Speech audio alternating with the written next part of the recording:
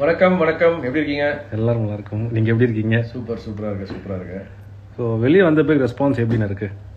First of all வந்து question டேரக்டாக போகிறது முன்னாடி ஃபர்ஸ்ட் எல்லாருக்கும் வணக்கத்தை தெரிவிச்சுக்கிறேன். இந்த விஜய் டிவியோடைய லைவில் வந்து கூடக்கூடிய மக்களை வந்து சந்திக்கிறதுக்கு மூலிமா எனக்கு ரொம்ப ரொம்ப சந்தோஷமாக இருக்குது. ஸோ இத்தனை நாள் வந்து எனக்காக வந்து நீங்கள் வந்து அந்த வீட்டில் வந்து இருக்க வைக்கிறதுக்கு ஓட்டெலாம் பண்ணியிருக்கீங்க. ஸோ எல்லாருக்குமே ஃபஸ்ட்டு நன்றிகள் தெரிவிச்சுக்கிறேன். இதுக்கப்புறமா நம்ம கொஸ்டின் ஆன்சர் ரவுண்டுக்கு போயிடலாம். டாஸ்க் இப்போ எனக்கு ஆமாண்ணே. ஸோ மக்கள்கிட்ட பண்ணி கேள்வி கேட்டிருந்தோம் ஃபோட்டோஸ் போட்டு. ஓகே. ஸோ அதுலேருந்து மக்களுக்கு நிறைய கேள்வி கேட்டிருக்காங்க. அப்படியே பார்த்தேன், நான் கொஞ்சம் படித்தேன். பட் அதுலேருந்து எதை கேட்க போறீங்கன்னு எனக்கு தெரியல. எல்லாமே நல்ல கேள்வி தானே. ஆமாம். ஸோ ஆனால் வெளியே வந்த பிறகு ரெஸ்பான்ஸ் எப்படின்னு இருக்கு? வெளியில் டு பி ஆனஸ்ட் வந்து நான் இன்னி தான் வெளியே வரேன். இப்போ இங்கே சேனல் வரைக்கும் வரதே வந்து இப்போ ஃபஸ்ட் டைம் கார் ஓட்டிகிட்டு வந்தேன். ரொம்ப நாள் கழிச்சு கொஞ்சம் பயமாக இருந்தது ஓட்டிகிட்டு வரதுக்கு. வந்து சேர்ந்துட்டேன். வந்து சேர்ந்த அப்புறமா கரெக்டாக பார்க்கிங் லாட்டில் ஒரே ஒருத்தர் ஃபஸ்ட்டு பர்சன் ஒருத்தர் அவுட் சைடர்ன்றவங்கள ஒருத்தர் ஃபஸ்ட்டு பார்த்தேன். வந்த உடனே அவர் சொன்னார், இந்த மாதிரி வந்து எங்கள் வீட்டில் எங்கள் டாக்டர் வந்து வெசில் வாஷிங் பண்ணால் தீபக் அண்ணா மாதிரி பண்ணுங்கன்னு சொல்லி அவங்க அப்பா கிட்ட சொல்லியிருக்காங்க. ஸோ அதை வந்து அவர்கிட்ட சொல்லிவிட்டு ஃபோட்டோ எடுத்துகிட்டு போனார். இதுதான் நான் ஃபஸ்ட்டு பர்சன் வெளியால் ஒருத்தர் மீட் பண்ணது. ஸோ அதுதான் என்னுடைய ஃபர்ஸ்ட் எக்ஸ்பீரியன்ஸ். ஏன்னா டக்குன்னு என்ன பேசுறது, எப்படி ரியாக்ட் பண்ணணும்னு தெரியாமல் இருக்குது. அது கொஞ்சம் நாள் ஆகும் போல இருக்குது. ஸோ இதுதான். மற்றபடி நான் வீட்டில் தான் இருந்தேன். ஸோ வீட்டுக்கு அப்புறமா இப்போ இங்கே தான் வெளியே வந்தேன். அப்புறம் இன்னொரு முக்கியமான விஷயம் சொல்லணும். முத்துக்குமரன் அவங்க எல்லாருமே ஆய் சொன்னான் இப்போ முன்னாடி. ஏன்னா வந்து முத்துக்குமரன் வந்து நேற்று நம்ம வீட்டு தான் வந்து தங்கியிருந்தாப்புல. முத்துக்குமரன் அவங்க அப்பா அம்மா எல்லாரும் வந்திருந்தாங்க. உண்மையிலேயே ரொம்ப நிறைவாக சந்தோஷமாக இருந்தது தம்பி வந்து தங்கினதில். அப்புறம் நீ காலை தான் கிளம்பி போனாப்புல சொன்னாப்புல. இந்த நான் சொன்னேன் இன்டர்வியூ தான் கொடுக்க போகிறேன்டா, அப்படி கூப்பிட்டுருக்கேன் சேனல்னு சொன்னேன். போனேன் நல்லா பண்ணிட்டு வாங்க, வாழ்த்துக்கள்னு அப்படின்னு சொல்லி வச்சா அவங்க எல்லாருக்கும் ஹாய் அவங்க சைட்லேருந்து. I am your biggest fan from Europe. Very good. So நீங்கள் வெளில வந்த உடனே ஃபஸ்ட்டு பண்ண விஷயம் என்ன விஷயம்னா? வெளியே வந்தோடனே ஃபஸ்ட்டு ஒரு கிராண்ட் வரவேற்பு என் ஒய்ஃப் அரேஞ்ச் பண்ணியிருந்தாங்க என் வீட்டில். ஸோ இங்கே தான் வந்து நிறைய ப்ரோட்டோகால் இருக்குல்ல, எடுத்தோன்னே அனுப்ப மாட்டாங்க. ஒரு நாள் வந்து ஹோட்டலில் தங்க வச்சுருவாங்க. அந்த டெலிகாஸ்ட் முடிகிறதுக்கு அப்புறமா தான் அனுப்புவாங்க. அது வரைக்கும் ஃபோனுக்குன்னு எல்லாத்தையும் எடுத்து வச்சுருவாங்க. ஸோ நம்மளுக்கு வெளி உலகத்துக்கு வந்தாலும் வெளி உலகத்தையும் பார்க்க முடியாத மாதிரி தான் ஒரு சுச்சுவேஷன் இருப்போம். அது வந்து ப்ரோட்டோகால்ன்றனால அதை எல்லாருமே ஃபாலோ பண்ணுவாங்க. ஸோ அதுக்கப்புறமா வீட்டுக்கு வந்தேன். வீட்டுக்கு வர்றப்போ வந்து என் ஒய்ஃப் வந்து ரொம்ப சூப்பராக வந்து ஒரு சர்ப்ரைஸ் அரேஞ்ச் பண்ணி வச்சுருந்தாங்க. நல்லா நாங்கள் வந்து பஞ்சாபி டோல்னு நாங்கள் உள்ளே பேசிகிட்டு இருப்போம், நான் அருண் எல்லாமே. முத்துக்குமரன் பழனி பஞ்சாபி டோல்னு சொல்லிகிட்டே இருப்போம். அது சும்மா ஒரு இதுக்காக ஜாலியாக பேசுவோம். என் ஒய்ஃப் அதை பார்த்து இது பண்ணான்னு தெரில, டோல்லாம் வச்சு ஃப்ளாஷ் மாப்லாம் வச்சு நல்லா சூப்பராக சர்ப்ரைஸ்லாம் பண்ணாங்க. நல்லா ஜாலியாக இருந்துச்சு. அப்புறம் கேக்லாம் கட் பண்ணாங்க. என் அப்பார்ட்மெண்ட்டில் இருக்கிறவங்கெல்லாம் என்னை வந்து பார்த்து விஷ் பண்ணாங்க. ரொம்ப ஹாப்பியாக இருந்துச்சு. என் அம்மா எல்லாம் ஆர்த்திலாம் எடுத்து அழகாக ஒரு நல்ல ஒரு கிராண்ட் இதுவாக பண்ணி உள்ளே கூப்பிட்டு போனாங்க. அப்போ பார்த்து நான் வந்து கரெக்டாக எல்லாரும் தேங்க் பண்ணுறேன்னு சொல்லிட்டு இது மேலே ஏறி நின்றுட்டு, பக்கத்தில் ஒரு சேர் இருந்துச்சு, அதில் ஏறி நின்றுட்டு அப்படின்னு என் ஒய்ஃப் கலாய்கிறான், கேப்டன் ஆன உடனே இதெல்லாம் பண்ண ஆரம்பிச்சிட்டு எப்போ பார்த்தாலும் மேலே ஏறிடுறேன் அப்படின்ட்டு. ஸோ அதெல்லாம் நல்ல மூமெண்ட்ஸ். அப்புறமா முக்கியமாக வந்து ஃபேமிலி பார்த்துல ரொம்ப சந்தோஷமாக இருந்தது. ரொம்ப நாள் கழிச்சு ஆல்ரெடி அவங்க ஃப்ரீ ஸ்டார்ஸ்க்கு போது வந்திருந்தாங்க. பட் அதை தாண்டி வந்து இப்போ நாங்கள் வந்துட்டு இல்லை வீட்டுக்கு. அந்த ஒரு ஃபீல் சூப்பராக இருந்துச்சு அந்த ஃபீல். அதுக்கப்புறம் என் அம்மாவை மீட் பண்ண ரொம்ப நாள் கழிச்சு. அவங்க ரொம்ப அப்படியே என்ன சொல்கிறது, ரொம்ப அழுதுட்டாங்க. அந்த ஒரு ஃபீல் நல்லா இருந்துச்சு. அப்புறம் என் ஃப்ரெண்ட்ஸ்லாம் வந்திருந்தாங்க, முக்கியமான ஃப்ரெண்ட்ஸு சஞ்சீவ், பிரீத்தி, அப்புறம் வெங்கட், நிஷா, இவங்க எல்லோரும் வந்திருந்தாங்க. அப்புறம் விஜய் அருண் தான் வந்து அவங்க ரொம்ப அவனுக்காக வந்து பேசியிருக்காங்க. அண்டு அவங்க வந்திருந்தாங்க.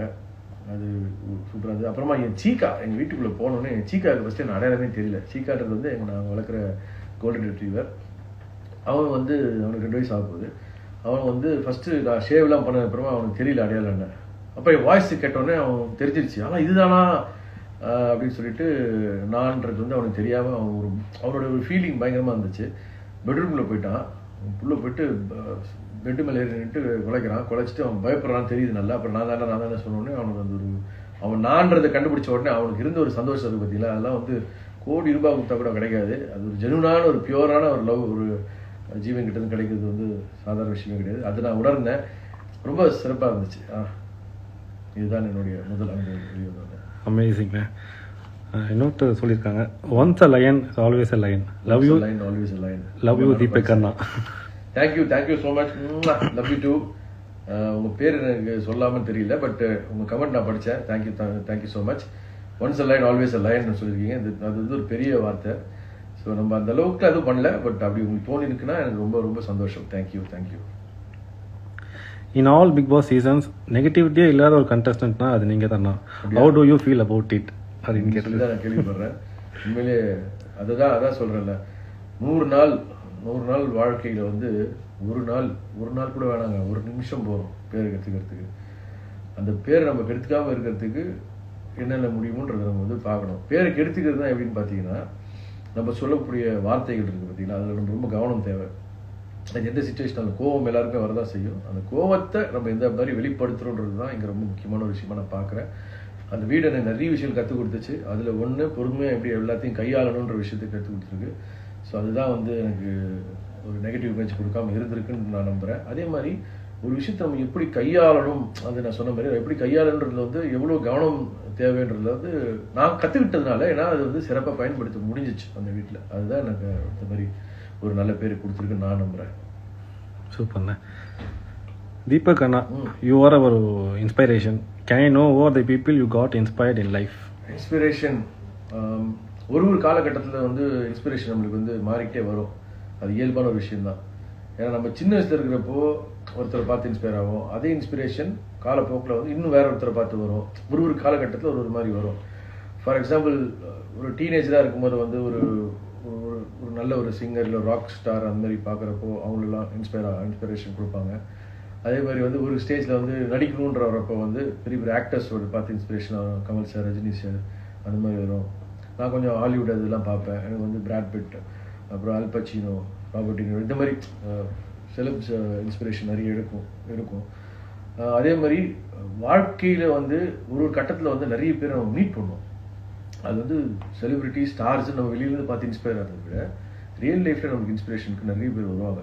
ஸோ அந்த மாதிரி ஒரு காலகட்டத்தில் எனக்கு நிறைய பேர் இன்ஸ்பிரேஷனாக இருந்திருக்காங்க. என்னோட ஃப்ரெண்டு சஞ்சீவில் ஆரம்பித்து இன்றைக்கி வந்து என் ஃப்ரெண்டு வெங்கட்ராஜ், நீங்கள் பிக் பாஸ்லேயே பார்த்துருப்பீங்க, ஒருத்தர் வந்திருப்பாரு. ஸோ அவர் எனக்கு ஒரு பெரிய இன்ஸ்பிரேஷன். எப்படிலாம் வந்து நம்ம வந்து இதுவாக இருக்கணுன்றது வந்து அவர் வந்து ஜீரோலேருந்து ஸ்க்ராட்ச்லேருந்து ஆரம்பித்தவர். இன்றைக்கி வந்து ஒரு 5-6 பிஸ்னஸ் வந்து அவர் பண்ணுறாருன்னா அவர் எந்த அளவு கஷ்டப்பட்டு வந்திருக்காரு, அவரோட பயணம் எப்படிலாம் இருக்குன்றது வந்து அவர் ஷேர் பண்ணிக்கிறப்போ அது வந்து ஒரு பெரிய இன்ஸ்பிரேஷனாக இருக்கும். ஸோ நம்மளும் அதுலேருந்து என்னென்ன விஷயங்கள் எடுத்துக்க முடியுன்றதை எடுத்துக்கிறது. ஸோ வெங்கடராஜன் நல்ல பெரிய இன்ஸ்பிரேஷன். இன்னும் நிறைய பேர் இருக்காங்க. ஒருத்தரை சொல்லிட்டு ஒருத்தர் சொல்லலாம் பிரச்சனை ஆகிடும். அதனால் வந்து நான் இப்போதைக்கு அவரை நான் சொல்லிக்கிறேன். தேங்க்ஸ். அண்ட் அதை தாண்டி வந்து எனக்கு வீட்டில் நான் இருந்தப்போ எனக்கு சேதுவனும் பெரிய இன்ஸ்பிரேஷன். சேதுவனும் வந்து வாழ்க்கையில் வந்து ரொம்ப கஷ்டப்பட்டு தான் வந்திருக்காரு.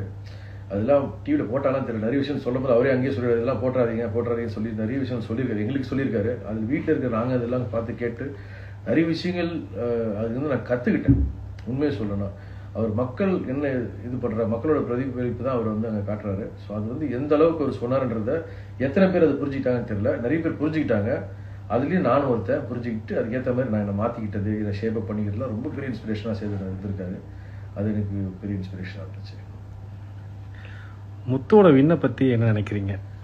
முத்துவோட வெற்றி வந்து டிசர்விங்கான ஒரு வெற்றினா அது கண்டிப்பாக முத்துவோட தான். கூடவே இருந்திருக்கேன், அதனால் அவனோட உழைப்பு என்னன்றது தெரியும். பிக் பாஸே உழைப்புனா முத்துக்குமரன் அப்படி சொல்லியிருக்காருன்னா அது சாதாரண விஷயம் கிடையாது.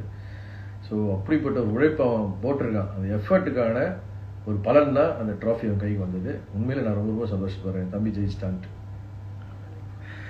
Till now I can't believe your eviction, Anna. I have a huge respect for you. You are the real winner according to me. Please host in Vijay TV. ரொம்ப மிஸ் பண்ணுறோம் உங்கள் ஆங்கரிங்க.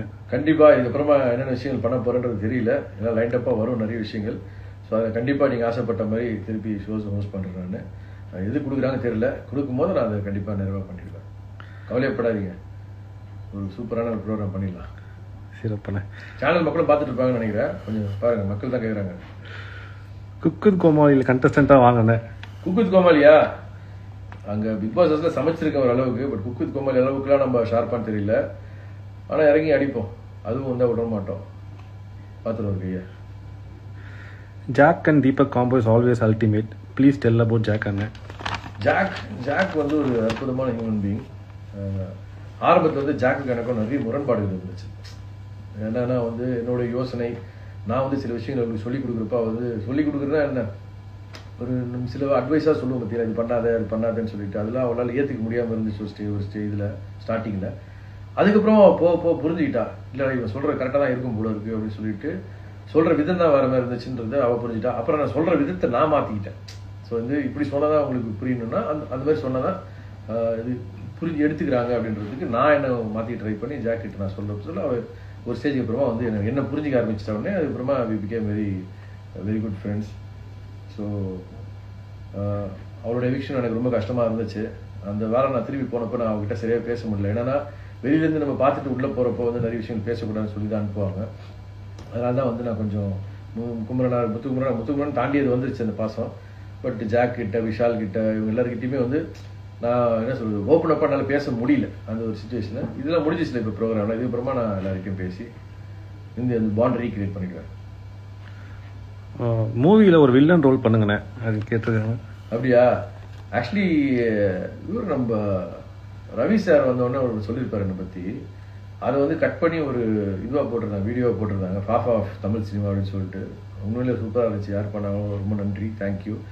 ஸோ அந்த அளவுக்கு நிறைய பேர் வந்து வெளியிலேருந்து வெளியே வந்து பார்க்கும்போது தெரியுது, நிறைய பேர் வந்து எனக்காக வந்து நிறைய நம்ம பேசின வீடியோஸ் எல்லாத்தையும் அழகாக கட் பண்ணிலாம் போட்டிருக்காங்க. ரொம்ப சந்தோஷமாக இருக்குது. ஸோ இதெல்லாம் பார்த்துட்டு ஏதாவது நல்ல வாய்ப்புகள் வந்துச்சுன்னா சினிமா இண்டஸ்ட்ரியிலேருந்து கண்டிப்பாக அதுக்கான உழைப்பை போட்டு கண்டிப்பாக ஒரு சூப்பரான பெர்ஃபார்மராக உங்களுக்கு நான் பெர்ஃபார்ம் பண்ணி காட்டுவேன். ஸ்மால் ஸ்க்ரீனை பொறுத்த வரைக்கும் நிறைய நடிச்சிட்டேன் நான். இப்போ வந்து அடுத்த டார்கெட் வந்து பிக் ஸ்க்ரீன் தான். ஆல்ரெடி தனியாக நான் பண்ணியிருக்கேன். அடுத்த ஒரு படம் வெயிட்டிங்கில் இருக்குது ரிலீஸ்க்கு. அதை தாண்டி புதுசு என்னென்ன ப்ராஜெக்ட்ஸ் வருது. இப்போ நான் வந்து ரொம்ப இதுவாக இருக்கிறது வந்து ஒரு நல்ல ஒரு பெரிய டைரக்டர் வந்து நம்மளை கூப்பிட்டு ஒரு ரோல் கொடுத்தாருன்னா சூப்பராக இருக்கும். அதுமாரி எதோ அமைதியான்னு தெரியல, வாய்ப்புகள் நானும் தேடி போக போகிறேன் மேலே. ஸோ எது கிடைக்குதோ அதை எடுத்து அழகாக நிறைவாக பண்ணிவிடுவேன்றது தான். அதில் நான் கான்ஃபிடென்ட்டாக இருக்கேன், அதை நான் பண்ணிவிடுவேன்.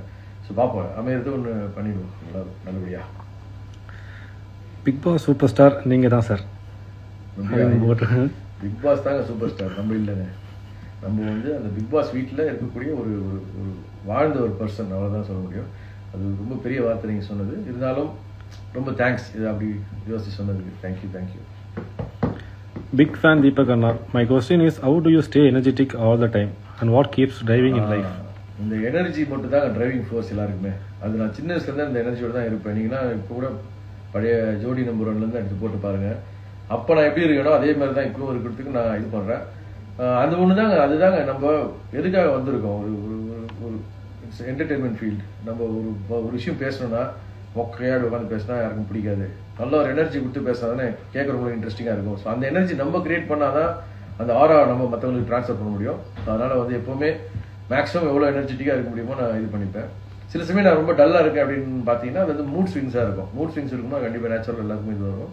பட் மேக்ஸிமம் எவ்வளோ எனர்ஜி முடியுமோ அந்த எனர்ஜி வந்து நான் I try to throw it. People winner Deepak Anna. Captain king. ஐயோ, கேப்டன் கிங். Okay, super. ரொம்ப சந்தோஷமா இருக்கு. ஃபர்ஸ்ட் ஆஃப் ஆல் நான் ஸ்டேஜ்லேயே சொல்ல நிறைய மறந்துடுறேங்க. எனக்கு அப்போ வந்து கேப்டன்சி எனக்கு வந்து கொடுத்தது வந்து கேப்டன் ஆஃப் த சீசன் சொல்லி ஒரு அவார்ட் கொடுத்தாங்க. ரொம்ப thanks once again big boss. Thank you so much எனக்கு அப்படி ஒரு ஆனர் பண்ணதுக்கு. அந்த டீமுக்கு நான் தேங்க்ஸ் சொல்லிடுறேன். And first of all I like to thank Krishnan Kutty sir, Bala sir and Pradeep sir to believe in me and sent me inside this Bigg Boss house. அவங்களும் யோசிச்சிருப்பாங்கல்ல, இந்த வயசுக்கு அப்புறமா இவன் போய் பண்ண போறானா, என்ன பண்ணுவான் அப்படின்னு. ஏன்னா ஒரு கண்டஸ்டன்ட்னா அது ஒரு பர்டிகுலர் ஆளுடைய டோட்டல் என்டையர் இதுக்கு அந்த சீசனுக்கு தேவைப்படும் போது நான் என்ன பண்ணுவேன் அப்படின்ற ஒரு டென்ஷன், பயம் எனக்கு இருந்த மாதிரி அவங்களுக்கும் இருந்திருக்கும் கண்டிப்பாக. இருந்தாலும் அதை நம்பி என்னை அமிச்சாங்க. உள்ளே போகிறப்போ நானே வந்து வாய்ப்பு தான் கேட்டு தான் போனேன். ரொம்ப நாள் முன்னாடி கேட்டது ஞாபகம் வச்சு எனக்கு சொல்லி ட்ரை பண்ணுங்கன்னு சொன்னாங்க.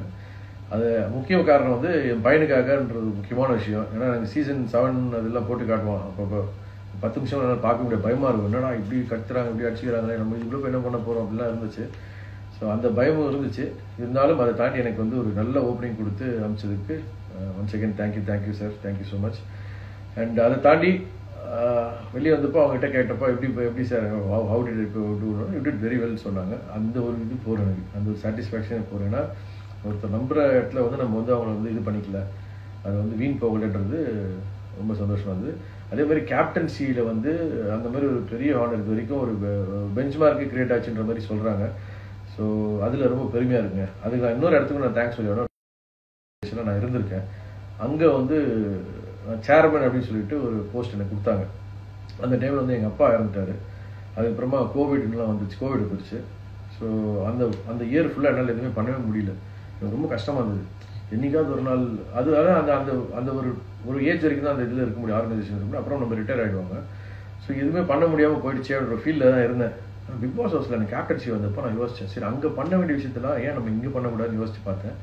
ஸோ அதுக்கான விஷயங்கள் ஃபார்மேட்டிங் அதுதான் அந்த இதில் ஆர்கனைசேஷன் ரொம்ப முக்கியமாக இருக்கும். அதனால தான் வந்தோடனே அந்த வெசல் வாஷிங்க்குன்னு ஒரு டீம் போடுறது, அப்புறமா வந்து வீட்டுக்கு ஆல்ரெடி இருந்தது தான் அதை இன்னும் கொஞ்சம் ரீடிஃபைன் பண்ணி ஃபார்மேட் பண்ணிவிட்டு அப்புறம் அந்த ஒரு கேப்டனுக்கு வந்து ஒரு சார்ஜென்ட் மாதிரி ஒருத்தர் வேணும் அப்படின்றதுலாம் வந்து அங்கே தான் அந்த ஐடியாஸ் எடுத்துகிட்டு வந்து போட்டேன். அப்போ தான் வந்து அந்த மேற்பார்வை பார்த்துக்கிறதுக்கு ஒரு ஆள் வேணும், ஏன்னா கேப்டன் மற்ற வேலைகள் பார்க்கணுன்னா இவங்க இந்த ஒரு வேலையை பார்க்கணுன்ற மாதிரி நிறைய விஷயங்கள்லாம் வந்து மாற்றி கொண்டு வந்து அதை நான் வந்து செக்ரிகேட் பண்ணி கொடுத்தேன். அப்புறம் கிச்சன் இன்சார்ஜ்னு சொல்லி ஒரு போஸ்டிங் ஒன்று கொண்டு வந்தேன்.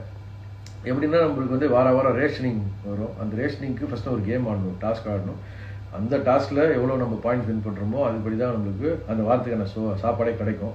ஸோ அதெல்லாம் வந்து